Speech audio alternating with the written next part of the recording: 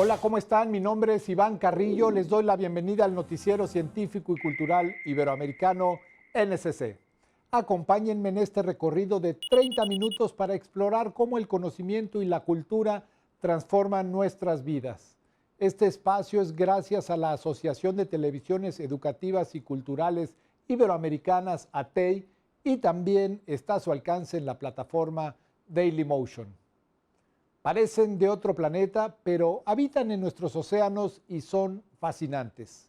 Me refiero a los pulpos. Cambian de forma y de color a voluntad, expelen nubes de tinta y desaparecen entre pequeñas grietas. Y ahora, además, sabemos que tienen actividad mientras duermen. ¿Qué sueñan los pulpos?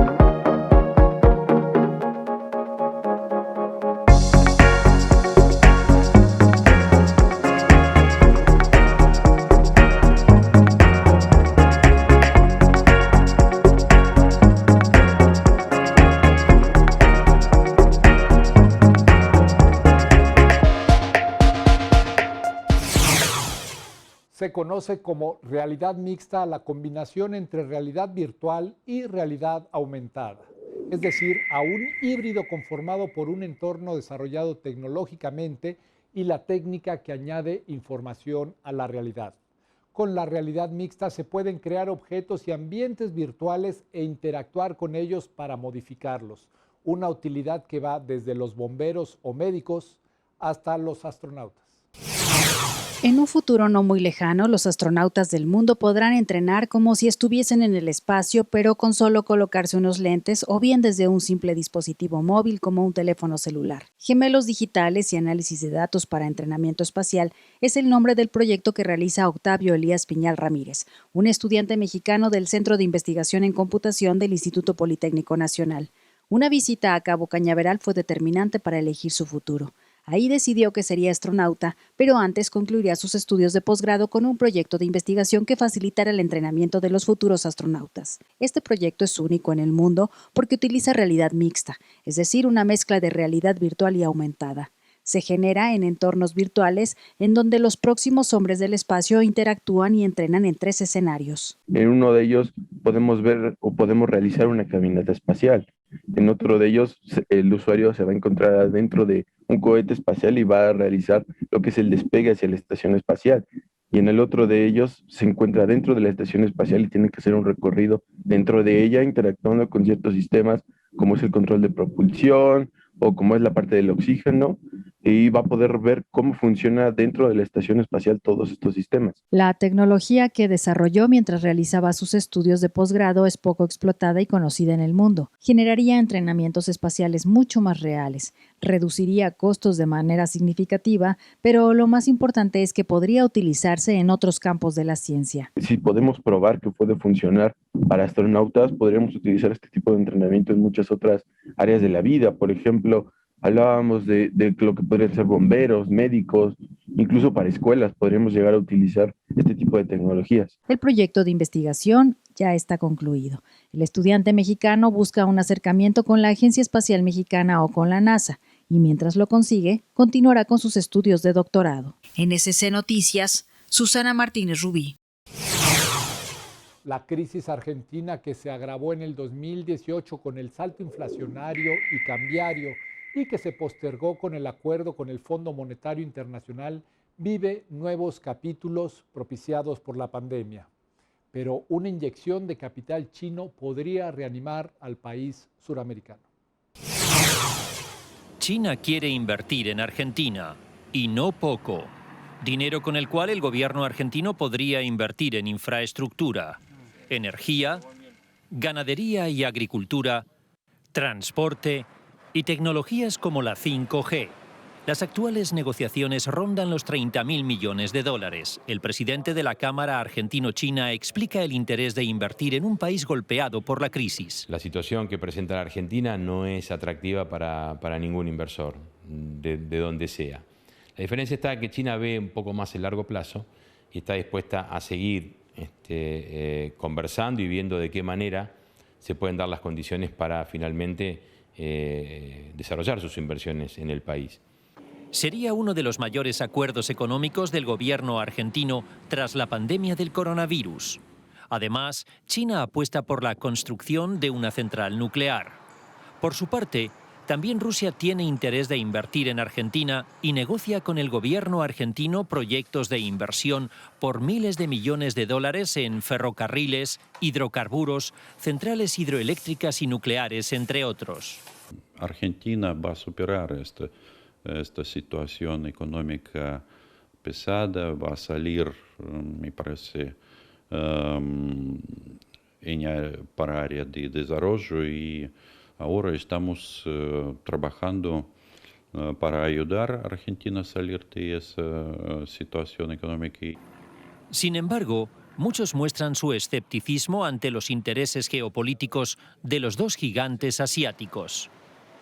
Lo que aparece ahora en la Argentina es un gobierno que trata de incentivar inversiones motivadas por razones geopolíticas y no por razones de atractividad de mercado.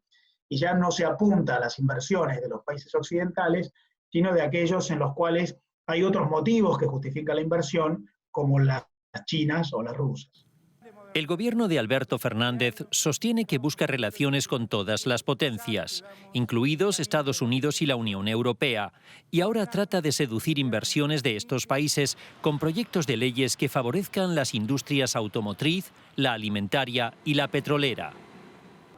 En un intento por atraer inversiones, el presidente de Argentina, Alberto Fernández, se reunió esta semana con 18 fondos de inversión soberanos, entre ellos los de Rusia y China, pero también los de Estados Unidos, Italia y países árabes. Hasta el 80% del trabajo de las abejas consiste en polinizar flores y frutos, y el resto del tiempo lo invierten en producir miel y veneno. A pesar de que son fundamentales para los ecosistemas, se encuentran amenazadas por la agricultura intensiva, el cambio climático y los plaguicidas, un impacto negativo que ya observan apicultores de todo el mundo. Gildardo Urrego está preocupado. Tiene una empresa de miel en el departamento colombiano de Antioquia y en 2019 perdió 10 de sus 19 enjambres. Esta vez 4 colmenas desaparecieron y cada una albergaba 50.000 abejas. Urrego sospecha que detrás de esta mortandad están los agrotóxicos que impulsan el boom del campo colombiano. Hay una aproximación de que sí es por envenenamiento, hay unos cultivos alrededor que quizás no han hecho un buen manejo de los agroquímicos, por el cual se afectó este punto. En la última década, apicultores de varios países han denunciado mortandad de abejas debido a agrotóxicos. Urrego no identifica el pesticida que mató a las suyas, pero a 280 kilómetros en el departamento de Quindío, cientos de enjambres han desaparecido en los últimos años y las investigaciones oficiales apuntan a un pesticida vetado en Europa desde 2013 y de uso restringido en Estados Unidos y China. Se han hecho el análisis a 6 de estas muertes y han arrojado la molécula fipronil como una de las causantes a las mortalidades de las abejas en el departamento del Quindío. Abdón Salazar, dueño de una empresa que produce 36 toneladas de miel al año, lleva el cálculo de los daños. Ante la mortandad, decidió mover unas 1.200 colmenas hacia un terreno recóndito a 400 kilómetros. En los últimos 2 años se puede calcular de más de 80 millones de abejas muertas. Estamos hablando de alrededor de 800 colmenas, 100.000 abejas por colmena, es una cantidad muy grande, es una cantidad alarmante. El fipronil es altamente tóxico para las abejas. En Quindío, los campesinos culpan a los monocultivos como el aguacate, que requiere este tipo de químicos por ser muy vulnerable a las plagas. Así las abejas son rociadas con fipronil mientras vuelan entre el verde, y luego se van y envenenan a su colmena. Esto coincide directamente porque se han venido monocultivos al Quindío. Han empezado a llegar al Quindío el monocultivo del aguacate, cítricos, algunas pasifloras, y el café también, que antes se cultivaba bajo sombra, con los guamos y estos productos que protegían a las plantas de muchos insectos y plagas, empezaron a ser eliminadas. El Instituto Colombiano Agropecuario trabaja en una normativa para la suspensión de la molécula de fipronil, pero niega que haya un vínculo entre la expansión de los cultivos de aguacate en Quindío y la desaparición de colmenas. De su lado, los agricultores ven en los pesticidas una ventaja para los sembradíos, y la industria agroquímica niega que el fipronil sea dañino para las colmenas. Aún así, ofrecen una revisión de su uso en los cultivos donde se han reportado incidentes, mientras los apicultores advierten que las abejas son un polinizador crucial para la reproducción de muchas plantas silvestres y de 1/3 de las cosechas agrícolas. Su nombre científico es Lupinus mutabilis sweet, aunque se les conoce simplemente como chochos, unas semillas originarias de los Andes suramericanos que son consumidas desde tiempos prehispánicos y cuyo valor nutritivo es destacable. Así nos lo explican los científicos sobre ruedas.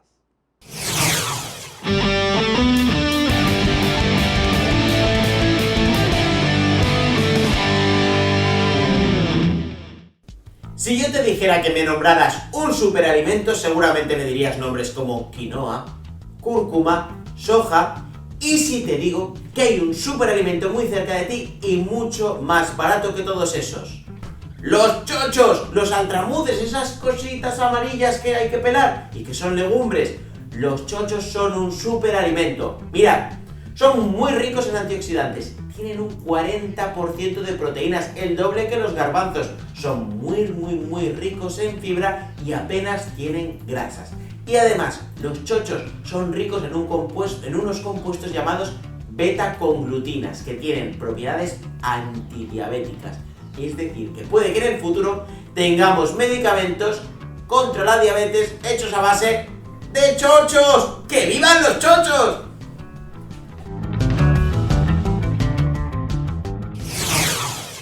Incluso las urbes más grandes en Colombia son un paraíso para las aves.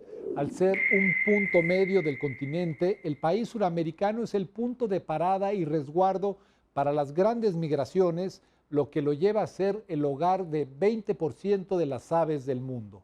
Lo que sucede en Monserrate no es una excepción. Monserrate es conocida por ser sitio de peregrinación religiosa, ahora también por ser un refugio de aves, gracias a Sendero Paramuno. Se trata de un recorrido de 300 metros donde decenas de pájaros y colibríes se acercan osadamente al visitante. Se pueden observar especies semiendémicas como el abanico cariblanco o endémicas como el chamisero cundiboyacense. Así lo asegura Camilo Cantor, supervisor ambiental de los senderos ecológicos de Monserrate. Colombia es el país más biodiverso en cuanto a especies de aves, entonces quisimos hacerle un homenaje, quisimos también pues aprovechar la riqueza faunística del sitio para que la gente lo conozca. Desde el Cerro de Monserrate, Bogotá se ve lejana, bulliciosa, pero desde lo alto también se abre un rincón donde contemplar esta multitud de especies. Abrimos al público hace 5 meses, pues la idea es brindarle al visitante una alternativa en cuanto al turismo tradicional, entonces el sendero está enfocado a la observación de aves. Los visitantes pueden pasarse horas mirando entre las ramas u observando con cuidado cómo una pareja de pavas andinas se acerca a comer un plátano. Este sendero es un rincón vivo a 5 minutos de una de las ciudades más congestionadas del mundo. Las medidas por el confinamiento debido a la pandemia han afectado de manera directa a las artes escénicas. Con la parálisis de la economía y el estado de alarma, teatros y salas de exhibición han cerrado o disminuido al mínimo su capacidad. La pregunta es, ¿Cuántos de estos recintos lograrán recuperarse?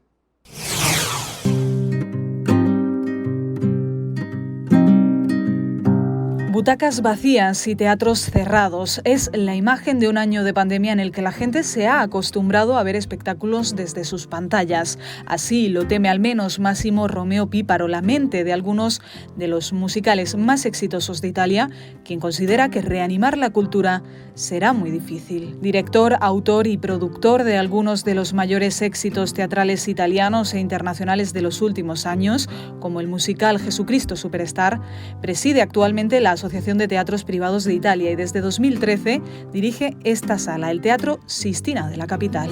Sconforto, tristezza, amarezza, soprattutto perché sono stati 8 anni di continua ascesa e grandi risultati, quindi è come salire una montagna sui gomiti e quando arrivi su che pensi di trovare la pianura, trovi che invece c'è il burrone, cadi, guardi su e dici devo risalire, non ce la faccio.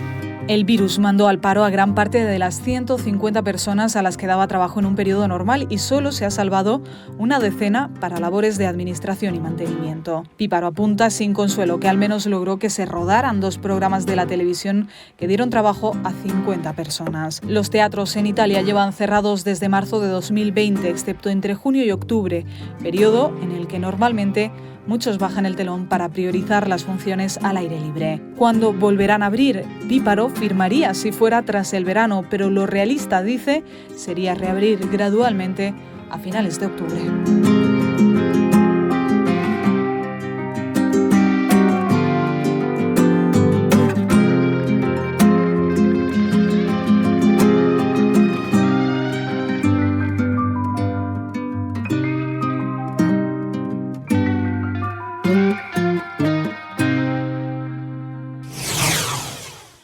Y precisamente hablando de la adaptación a la que se han tenido que someter los espectáculos, el caso de la Orquesta Sinfónica de Jalapa en México es un buen ejemplo de la difícil situación que enfrentan para poder proseguir con su producción creativa y sobre todo para contactar con su público. Con grandes retos a superar, la Orquesta Sinfónica de Jalapa es una de las muchas orquestas que ha tenido que adaptarse a las nuevas normas impuestas por la pandemia. La verdad es que por la vida de la orquesta es una cosa muy difícil porque hay muchos aspectos que son retos por los músicos. Un primer aspecto es que los músicos, para bien tocar juntos en la vida normal, deben ser muy cerca cada uno. Pero por supuesto es un punto importantísimo que debo clarificar, es que la salud es la prioridad absoluta, antes del aspecto artístico. Las reglas son muy claras, los músicos deben ser con distanciamiento, los alientos tienen, porque los alientos hay el problema del aire, tienen acrílicos por proteger cada uno. Hay otras reglas, por ejemplo, los músicos deben salir la misma puerta, no pueden mezclar durante una pausa, etc. Entonces genera muchas dificultades, pero afrontamos esto, afrontamos bien, los músicos lo afrontan muy bien. La Orquesta Sinfónica de Jalapa ha sido una de las primeras orquestas en México que regresó a los escenarios con público, ofreciendo conciertos presenciales con estrictos filtros de sanitización y medidas de protección. En los conciertos presenciales tratamos en la medida de posible de tener un aforo muy limitado de 240 personas, butacas donde las personas tuvieran 1.5 metros de distancia al frente y atrás, definitivamente los filtros de seguridad antes de entrar al recinto, que es nuestra sala Tlacna. Todo ha sido una nueva manera de poder regresar a hacer música y sobre todo buscar la manera de acercarnos a nuestro público. Por el momento, la OSX se encuentra grabando conciertos en audio y video para transmisiones online, de acuerdo con el semáforo epidemiológico.